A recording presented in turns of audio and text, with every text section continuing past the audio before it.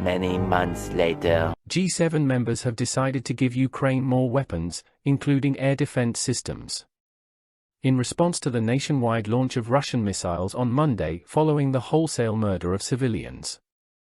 The destruction of a column of Russian armored vehicles by Ukrainian high-mobility artillery rocket systems, and HIMARS provided by the United States was captured on camera. In the aftermath of the assaults, a row of armored vehicles explodes before the forces are compelled to flee. Following additional proposals from the G7 after an emergency session was held on Tuesday to discuss a response to Monday's tragic mass explosions across Ukraine, the latest Western display of weapons was made. See the video depicts a number of explosions on the battlefield as a dozen vehicles are taken out by precise missile strikes. The Russian warships appear to be caught off guard because the long-range bombs didn't land directly on top of the convoy. According to a social media user, the Russians appear to be running for shelter during the long-range bombardment, which is why Ukrainians like HIMARS. The missile system can fire up to 80 kilometers from the front lines of battle, and Ukraine was promised more on Tuesday. According to the delivery of 4 new high-mobility artillery rocket systems from the United States, according to Ukrainian Defense Minister Alexei Irisnika.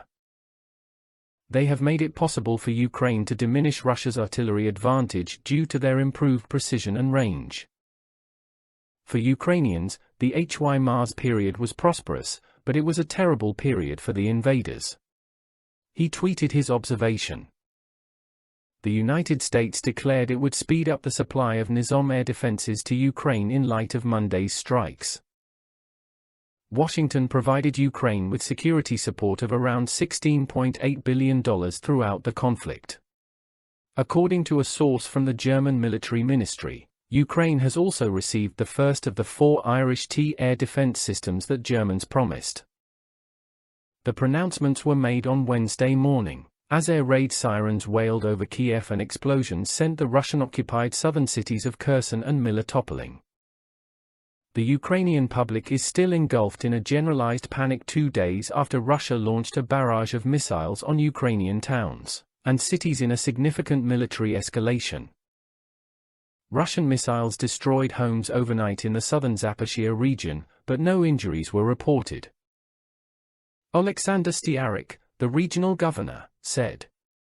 About 20 people are thought to have died as a result of the long-range bombing, according to unconfirmed reports.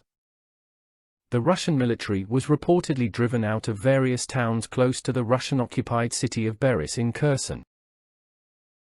Despite the explosives, the Ukrainian armed forces have started a number of swift counteroffensives.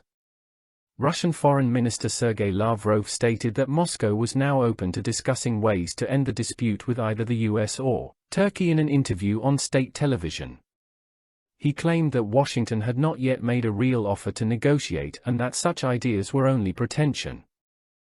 Days after another explosion that seriously destroyed the nearby carriage bridge, there were 2 more explosions. 5 explosions were reported this morning in Kherson, a city that is seized by Russia, according to state media.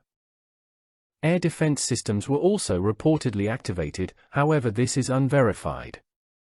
Although it is unknown if the 2 incidents are connected, Ukraine has claimed that its forces killed 100 Russian soldiers in a fierce combat in the Kherson region.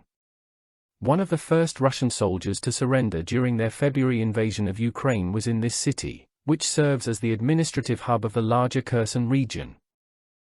Earlier on Wednesday, a large explosion was reported to have taken place in the city, according to Ivan Fedorov, the exiled mayor of the city, which is under Russian administration and is located in the southern Zaporizhzhia province. No one was hurt when an explosion went off close to the city's central market, according to RIA, citing local police that had been established by Russian forces. Russian missile attacks have caused some damage to more than 10 Ukrainian cities, including Lviv, Bakhmut, FDF, BCA, and Zaporizhzhia. According to the government and Kiev, the invaders have reportedly launched over 30 cruise missiles, 7 airstrikes, and 25 instances of shelling in the past approximately 24 hours, according to the Ukrainian armed forces. The Northeast and Kherson have both suffered losses in the south, according to a Monday update from the British Ministry of Defense, and Ukrainian offensive operations are still putting pressure on Russian troops. However, Russia is still giving the central Donbas region, notably the area around Bakhmut, priority in its military efforts. Russian forces have been approaching Colombo on two axes over the past week in an effort to capture Bakhmut, which has suffered severe artillery damage. They continued by mentioning that among these soldiers were probably Wagner private military company units, which initially recruited its members from Russian jails.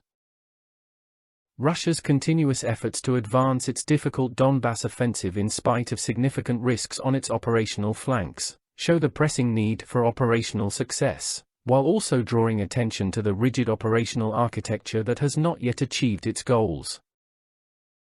An official stated today that the ongoing Russian missile attacks, which have so far claimed at least 26 lives, are being investigated for suspected war crimes by the international mobile justice teams.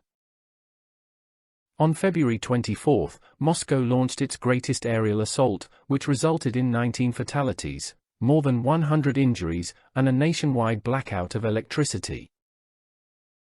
7 more persons were killed by strikes yesterday in the southeasterly city of Zaporizhia, and electricity was cut out in a section of the western city of Levin.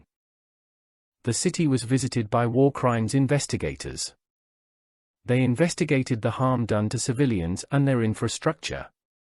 The chief prosecutor of the International Mobile Justice Teams of Ukrainian Investigations, Nigel Puvos, claimed that yesterday we had seen all of Kiev's attractions. Even purported major attacks on the communications and energy grids appear to have little effect on military operations, and more of an impact on the health, misery, and development of panic among the civilian population as winter approaches. Putin's nuclear threats are a real cause for concern, but Russia disputes that its military assault in Ukraine targets civilians. President Putin conducted ongoing atomic drills and put Russia's nuclear weapons on special combat readiness just before invading Ukraine in February 2022. He recently said, "We will surely employ all available measures to defend Russia and our people if our country's territorial integrity is challenged." This is not a bluff, it is the truth. US intelligence understands this as a warning to the West not to help Ukraine retake these territories rather than a suggestion that Putin is preparing a nuclear war. Others worry that if Russia continues to lose, it might be persuaded to use a smaller tactical weapon in Ukraine as a game-changer to end the standoff or avoid disaster. As the Ukrainian cities increasingly come under Russian missile strikes, Volodymyr Zelensky said he anticipated a positive response from European allies and Brussels to his calls for a quick increase in military supplies.